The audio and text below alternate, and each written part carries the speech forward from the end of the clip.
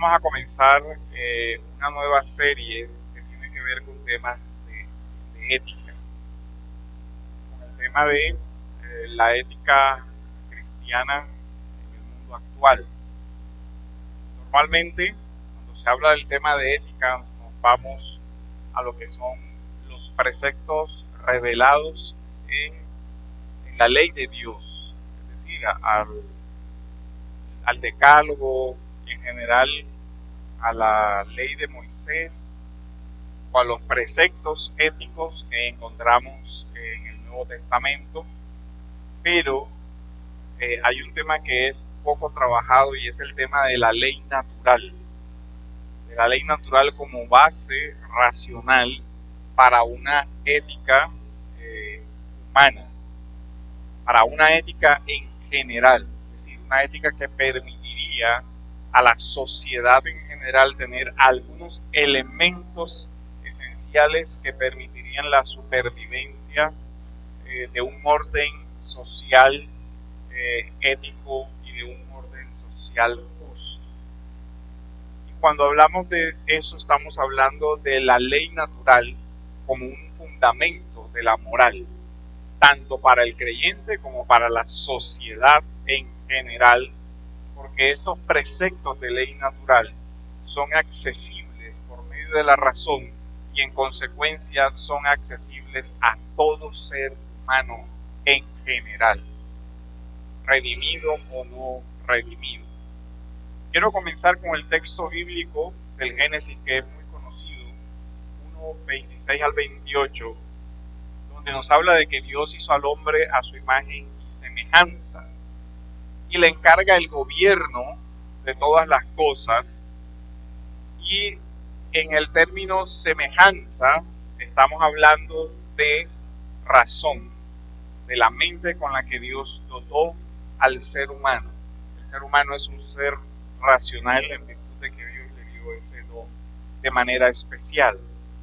Esa capacidad de razonar, esa capacidad de pensar, dota al hombre de poder analizar la creación y de ahí deducir ciertas verdades, prácticas, incluso llegar a deducir ciertas cosas con relación a la naturaleza divina.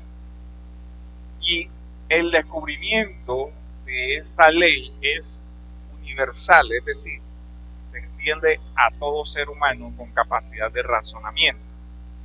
En Romanos capítulo 2, versículos del 14 al 15, nos da la siguiente descripción, dice: porque cuando los gentiles que no tienen la ley, se refiere a la ley de Moisés, a la ley revelada, cumplen por instinto, algunas traducciones dicen por naturaleza, los dictados de la ley, ellos, no teniendo la ley, son ley para sí mismos. Es decir, la propia conciencia humana, la propia capacidad de autoconocimiento se convierte entonces en un criterio de conducta moral, porque muestran las obras de la ley escrita en sus corazones, ¿sí?, al interior del ser humano, la conciencia o su conciencia dando testimonio y sus pensamientos acusándolos unas veces y otras defendiendo. Entonces aquí nos está diciendo el apóstol que un no creyente, en virtud de su conciencia, logra ver que hay cosas que son buenas y cosas que son malas, y que su mente le permite ver que hay cosas que son moralmente inadecuadas y en consecuencia lo acusa cuando las comete o lo exculpa cuando actúa de acuerdo a esa razón natural. Sobre este pasaje de Romanos, Juan Calvino, en la Institución de la Religión Cristiana, libro segundo, capítulo segundo, numeral 22, comenta lo siguiente: si los gentiles tienen naturalmente grabada en su alma la justicia de la ley, no podemos decir en verdad que son del todo ciegos con respecto a cómo han de vivir. Miren lo que está comentando Calvino. Él dice, si los gentiles, a pesar de no tener la ley revelada, la ley positiva, a pesar de no ser creyentes, es decir, es un conocimiento al que se accede en virtud de la humanidad, no de la redención, es decir, por su naturaleza humana. Dice, si los gentiles tienen naturalmente grabada en su alma la justicia de la ley, no podemos decir en verdad que son del todo ciegos respecto a cómo han de vivir.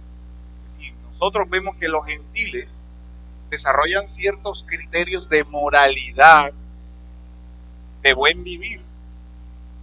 Así que aún en ellos hay cierta claridad.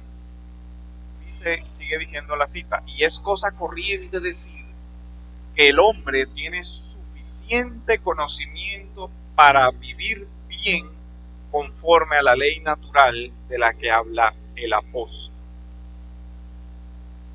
Por virtud de la imagen y semejanza que todo ser humano tiene esa capacidad de discernir entre una cosa buena y otra cosa mala.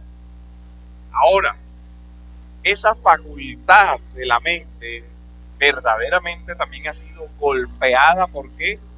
Por el pecado. De tal manera que las facultades de razonamiento también han sufrido consecuencia de eso, pero no han sido completamente destruidas o borradas, de tal manera que podemos ver en las sociedades, en las diferentes culturas a lo largo de la historia, que el hombre ha mantenido ciertos preceptos que le parecen evidentes y necesarios para poder vivir en sociedad. Casi todos los preceptos antiguos, desde el Código de Hammurabi en adelante, leyes antiguas no escritas por tradición oral, por ejemplo, contemplan como algo que se debe rechazar el homicidio. Lo consigna también la ley de Moisés, no matarás, ¿cierto? Pero también la mayoría de las legislaciones antiguas alrededor de la Biblia también tienen consignado el no matarás. ¿Y eso por qué? Porque Dios creó al hombre con esa capacidad, con una razón práctica que le permite entender las cosas de la creación y le permite comprender ciertas nociones de bien y mal, y su conciencia, aunque está caída, no está en total ignorancia de bien y mal. Es decir, aunque el hombre está afectado por el pecado, no está completamente inhabilitado para percibir estas situaciones.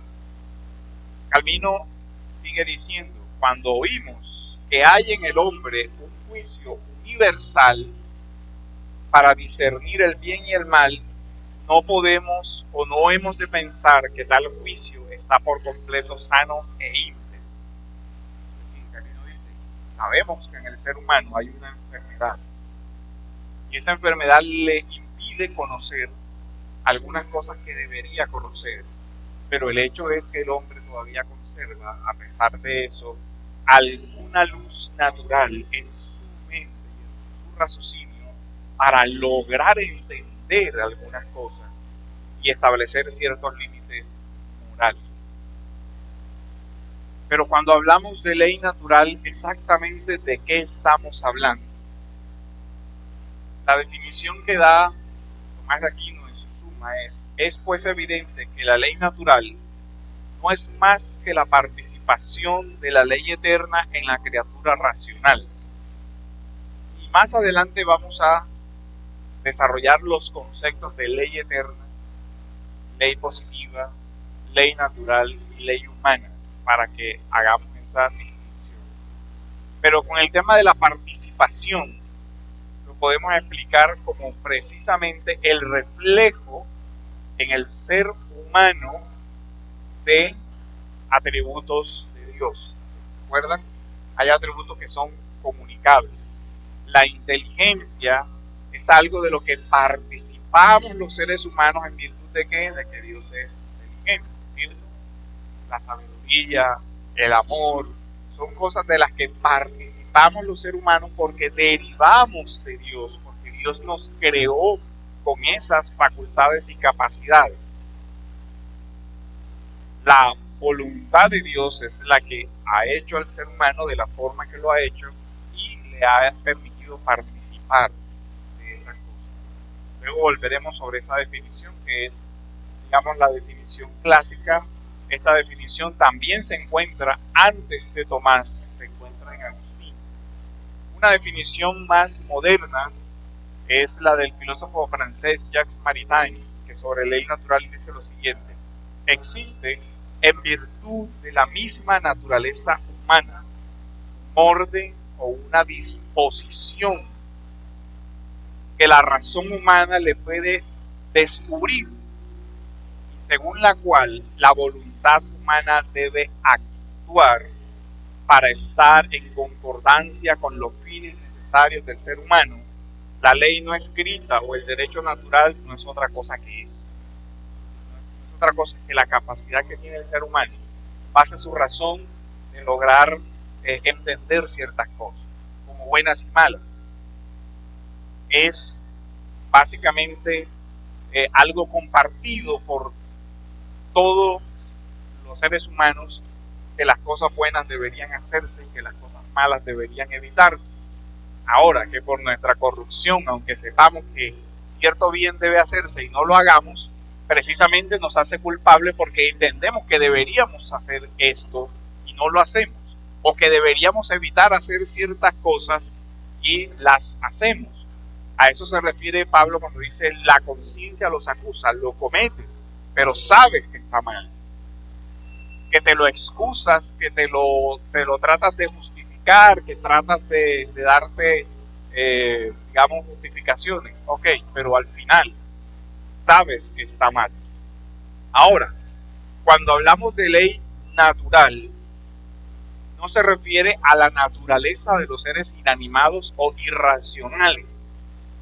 Cuando hablamos de ley natural, nos referimos a la capacidad única del ser humano, porque recuerden que sobre la creación en general se dice que todas las cosas fueron creadas según su género y según su especie, pero solo del ser humano, del varón y hembra, se dice que fueron creados a imagen y semejanza.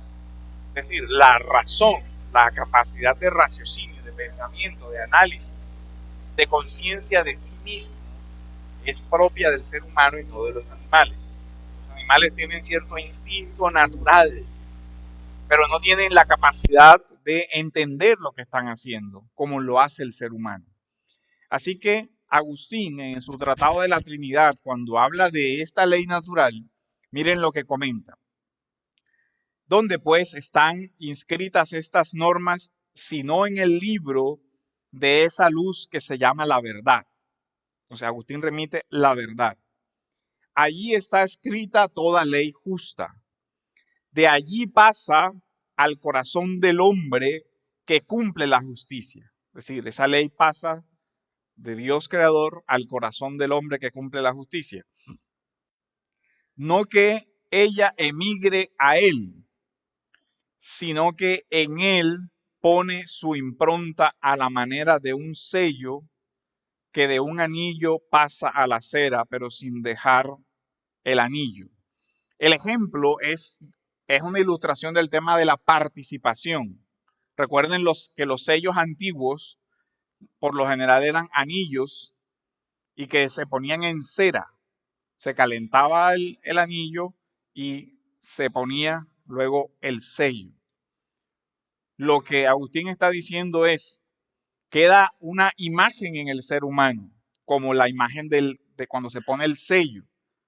Pero ¿en dónde está el molde original? En Dios mismo. En el ser humano hay un reflejo, no una igualdad. ¿Ya ven? Por eso Tomás va a explicar sobre esto. Dice: la ley natural no es otra cosa que la luz de la inteligencia puesta por nuestro Dios, puesta en nosotros por Dios. O sea, ¿qué es la ley natural? Es la inteligencia, la capacidad de pensar, razonar, comprender, analizar, que Dios pone en el ser humano. Ahora, lo pone en todo ser humano, porque todo ser humano es partícipe ¿de qué? De la imagen y de la semejanza. Y dice, por ella, es decir, por esta ley natural, conocemos lo que es preciso hacer y lo que es preciso evitar. Esta luz o esta ley Dios ha dado al hombre en la creación. Por eso la referencia a Génesis. La ley natural puesta en el corazón del hombre establece en la misma naturaleza del ser humano preceptos de carácter universal. Es decir, deberían ser accesibles a todo ser humano. Ahora, son accesibles a todo ser humano en mayor o en menor grado. Es decir, no toda persona tiene la misma comprensión de los preceptos de la ley natural, por la misma razón que no todas las personas tienen la misma capacidad intelectual para llegar a ciertas conclusiones. Con relación a la ley natural se establecen en la definición clásica diversos tipos de preceptos, lo que son los preceptos primarios de esa ley natural, lo que son los preceptos secundarios y los preceptos terciarios. Pero el primer principio de la ley natural, como ha sido formado, es el bien debe hacerse, el mal debe evitarse. ¿Qué ser humano no puede llegar a comprender eso? Creo que todos los seres humanos evidentemente pueden llegar a comprender el principio general, el bien debe hacerse. Ahora, ¿qué es el bien y qué es el bien en una situación en específico y concreta? Bueno, ahí ya es diferente, ¿cierto? Puede que haya desacuerdos, pero en general, con el principio primero, todo el mundo estará de acuerdo. Es igual a los principios primeros del conocimiento humano como el de la ley de la no contradicción. Una cosa no puede ser y no ser al mismo tiempo en la misma relación. No puedo ser un ser humano y no ser un ser humano al mismo tiempo, porque la gente quedaría como que, bueno, o eres o no eres. Pero no puede ser un ser, una persona y un animal, o una persona y una jirafa, una persona y una mesa. O sea, tiene que haber algo que distinga una diferencia. Ahora, es de esta ley natural se derivan preceptos que corresponden a todo ser humano. Y de esta ley natural, incluso el derecho ha tomado ciertos fundamentos. De ley natural se derivan después derechos naturales. Y de uno de esos es el tema de la dignidad. El concepto de ley natural no es, digamos, propio únicamente de la fe cristiana, sino que este concepto de ley natural se encuentra desde muy antiguo en el pensamiento de la humanidad, desde la mitología griega en adelante. En uno de los pasajes clásicos sobre el tema de la ley natural está en la Antígona de Sófocles, cuando se enfrenta al tirano y dice hay una ley eterna, unos principios inmutables que ni siquiera tú, rey, puedes dejar sin validez. Entonces Antígona recurre a una ley superior, a la ley humana, y dice, la ley humana debe sujetarse a esos preceptos de la ley eterna y natural. El famoso jurisconsulto Marco Tulio Cicerón tiene una obra muy interesante que se llama De la República, cosa que los abogados deberíamos volver a leer con detenimiento, o leer muchos porque ya la universidad no enseña esas cosas, porque tienen este tema de la ley natural como parte de un misticismo y de unas ideas retrógradas, etcétera, etcétera, y en general no se abre ni siquiera una discusión seria sobre estos fundamentos de esta ley natural, porque después de la época del cristianismo y de la patrística, solamente se asocia, gracias hermano, solamente se asocia con la fe cristiana, pero no es así. El concepto de ley natural se encuentra en la filosofía griega, en la filosofía romana. Y para ejemplo, la cita de la República, el Tratado de la República, no lo confunda con la República de Platón, es la República de Cicerón. En el libro 3, en el pasaje 22 y 33, dice lo siguiente: existe ciertamente una verdadera ley, la recta razón. Miren cómo se asocia la ley, una verdadera ley. ¿Cuál? La que se ve por la recta razón, conforme a la naturaleza extendida a todos. Precepto de universalidad. Todo ser humano, o mejor dicho, todo el que tenga una razón, una recta razón, entenderá estos preceptos. Y él dice, esta ley natural es inmutable, es eterna, que llama a cumplir con la propia obligación y aparta del mal que prohíbe. Esta ley no puede ser contradicha ni derogada en parte ni del todo. Cicerón está diciendo, además de las leyes humanas, existe una ley eterna. Esta ley eterna no puede ser derogada ni siquiera por las leyes humanas. En toda la teoría clásica siempre se dice que toda ley humana debe estar en armonía con la ley natural.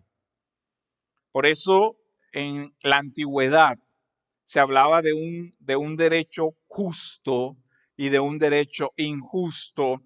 Y la mayoría de las veces, por ejemplo, Agustín dice, la ley injusta no es ley, sino violencia. Y así la mayoría de los padres siguieron la misma línea de interpretación y por eso ellos establecen ciertos límites para las autoridades. Por eso Agustín también va a decir en la Ciudad de Dios que cuando la ley se aparta de la justicia, ya no es ley. Dice, y cuando el Estado se aparta de la justicia, ya no se le debe obediencia, porque simplemente es una banda de bandidos organizada que usa la fuerza para oprimir al resto, pierde toda legitimidad. De tal manera que antiguamente esta ley natural fue usada como criterio para ver o evaluar la validez de las leyes humanas, como el caso de Antígona, donde el tirano prohíbe que se entierre a su hermano y le dice, no importa que tú lo hayas prohibido, hay una ley sobre ti que tú no puedes derogar, que tú no puedes modificar, que tú no puedes anular. Una ley a la que yo le debo una obediencia mayor que a ti. ¿Ya ven? Entonces, ese es el tema. Ahora, veamos algo sobre el fundamento bíblico de esta ley natural.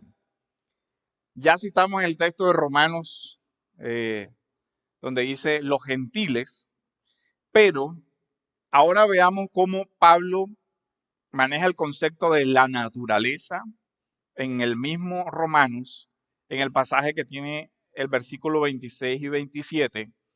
Y ahora nos va a hablar de un tema que es el tema de las pasiones humanas encausadas dentro de la naturaleza y cuando las pasiones humanas se pierden de la naturaleza. Dice, por esta razón Dios los entregó.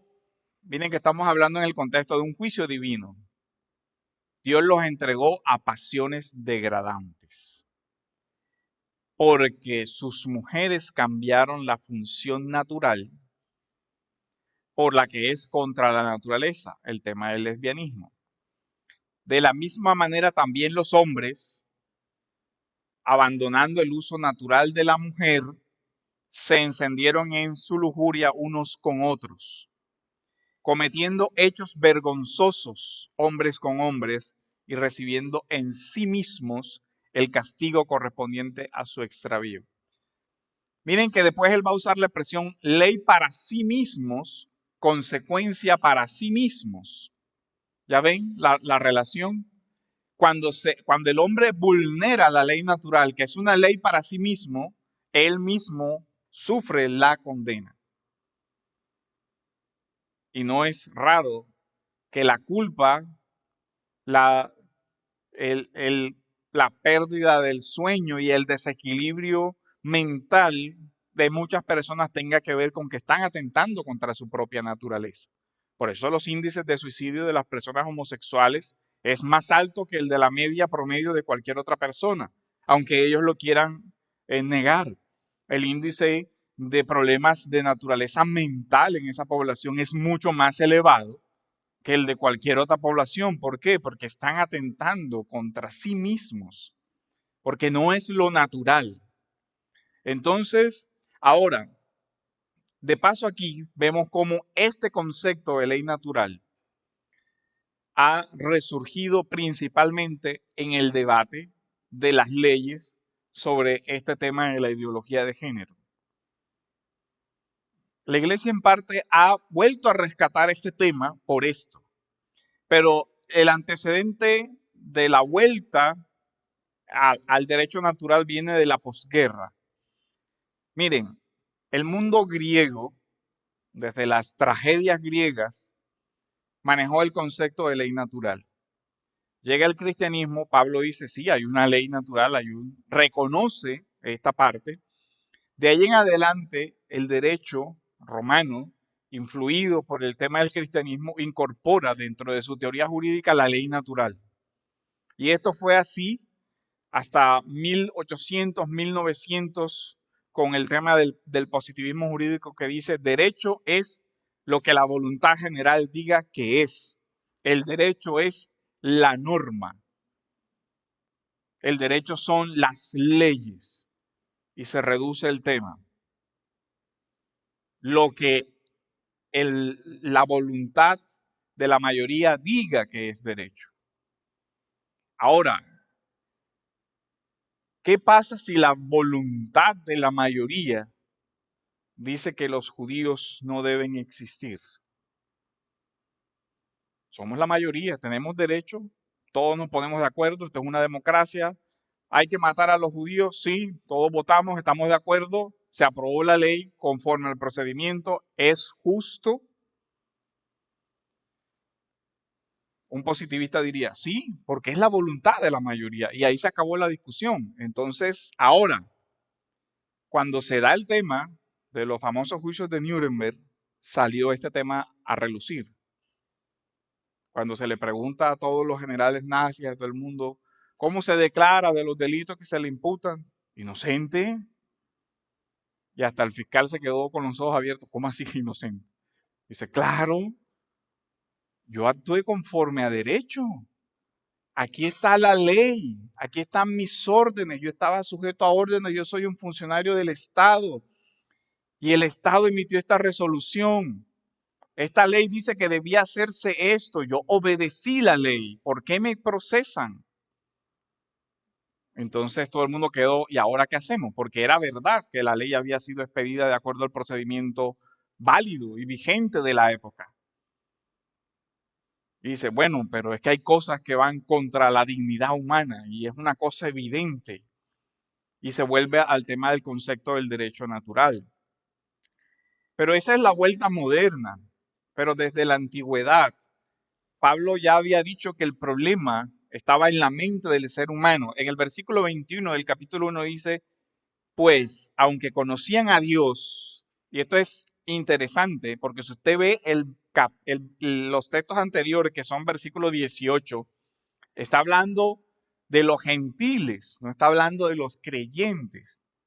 Los versículos anteriores dicen las cosas eternas de Él, su eterno poder y su divinidad se hacen claramente visibles por medio de las cosas hechas. Y después dice, porque conocen a Dios. ¿Por qué? ¿Por qué medio? Por el de la revelación general. No lo honraron como a Dios ni le dieron gracias, sino que se hicieron vanos en sus razonamientos.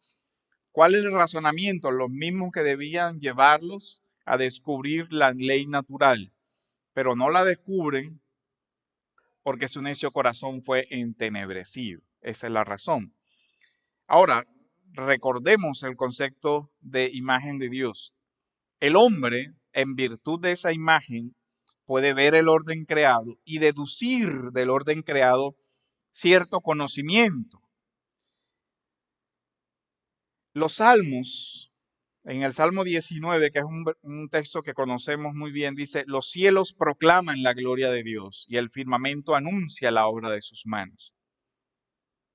Y dice: no hay lenguaje de palabras, pero hay un lenguaje en la creación que al hombre le permite comprender ciertas cosas.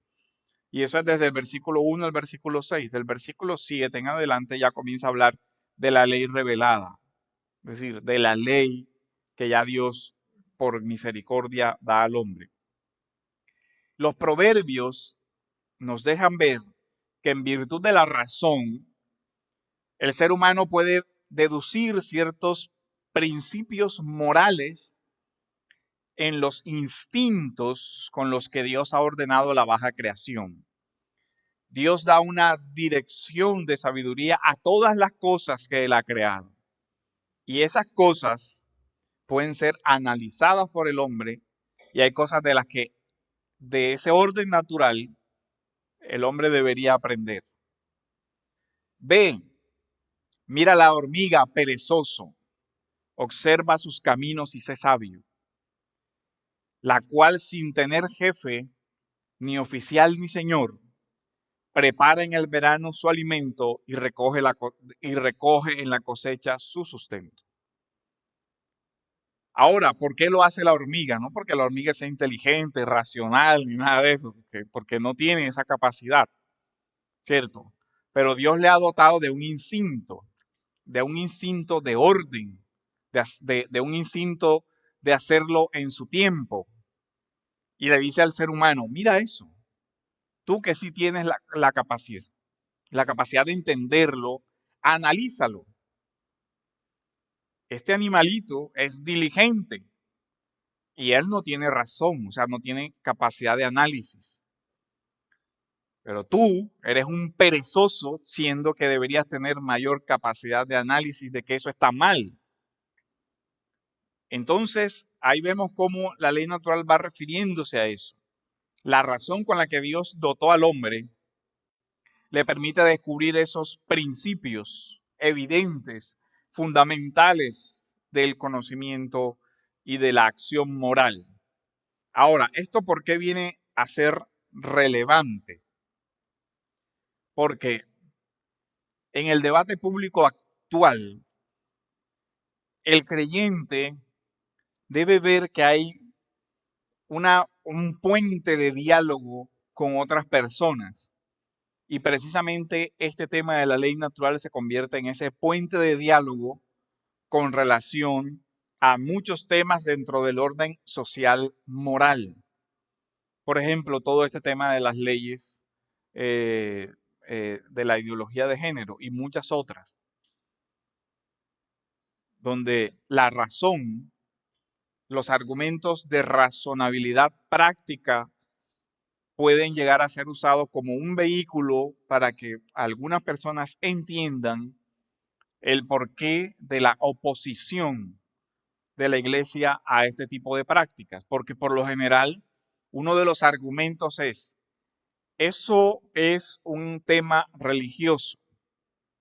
Dentro del orden social, no deberían imponerse a otros por la violencia convicciones de X o Y naturaleza. Me dice: ok, estamos de acuerdo en que no es por la violencia. Y una ley injusta es un acto de violencia.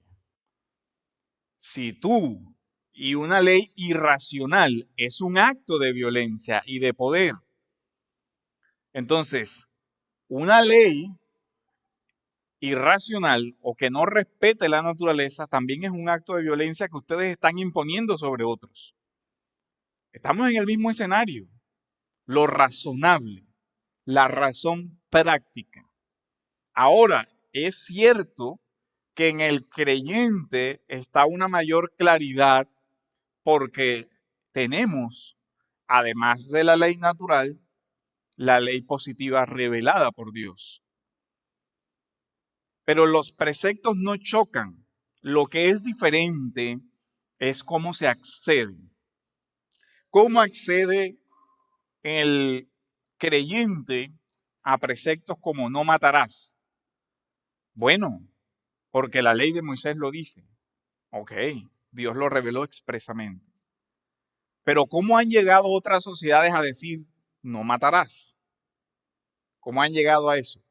¿Porque conocían la ley de Moisés? No, porque porque lograron ver, lograron analizar y entender que no es bueno que nos estemos matando unos a otros. De tal manera que los preceptos de la ley divina no son irracionales y pueden llegar a ser expuestos de una forma racional. Y un vehículo para eso puede ser la deducción de los principios desde la ley natural. Porque entendemos algo, ¿quién va a interiorizar la ley moral de Dios revelada? Solo el creyente, porque es una obra del Espíritu Santo en él. La conversión es elemento necesario para que entendamos la ley de Dios. Pero para que un incrédulo entienda los preceptos de esa ley de Dios, podríamos utilizar como vehículo la ley natural, para que sea un diálogo dentro del orden práctico. Y en su mayoría una persona razonable no discute con Aristóteles cuando dice la ley de la no contradicción, porque no hay posibilidad de negación de esa ley de no contradicción. Ese es un principio que cualquiera que tenga una formación básica puede dar por válido y a partir de ahí se pueden deducir ciertas cosas. Entonces, digamos que ese sería el primer aspecto de la ley natural.